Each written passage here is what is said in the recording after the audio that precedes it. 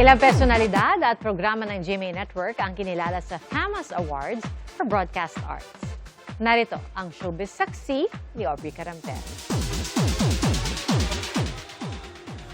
Sa inaugural FAMAS Awards for Broadcast Arts, 3 parangalang tinanggap ni multi-awarded Kapuso broadcast journalist Cara David. Isa siya sa nanalong Best Host for Public Service.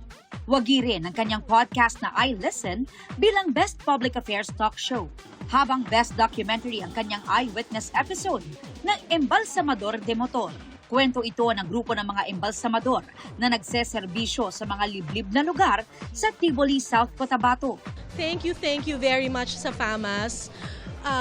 But more than that, thank you sa GMA for giving me the opportunity to tell stories every day. Nakasuot po ako ngayon ng tribal necklace. Ito po ay bigay sa akin ng mga riders ng Tiboli, South Cotabato.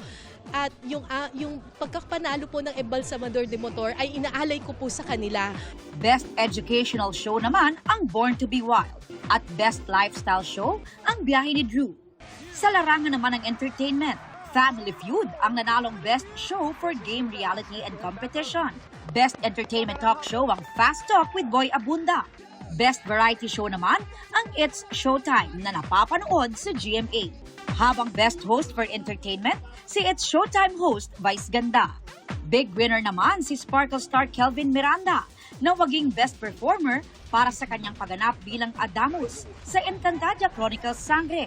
Inaalay raw ni Kelvin ang panalo sa kanyang pamilya, lalo na sa namayapang ama. Alam ko na kapag nakita nyo tong award na to, hindi ko alam kung anong magiging itsura niya. Kasi hindi rin ako talaga sanay tumanggap ng award, kaya malaking puwang to sa puso ko. And para sa'yo to, Di. Ako, si Aubrey Carampel, ang inyong saksi.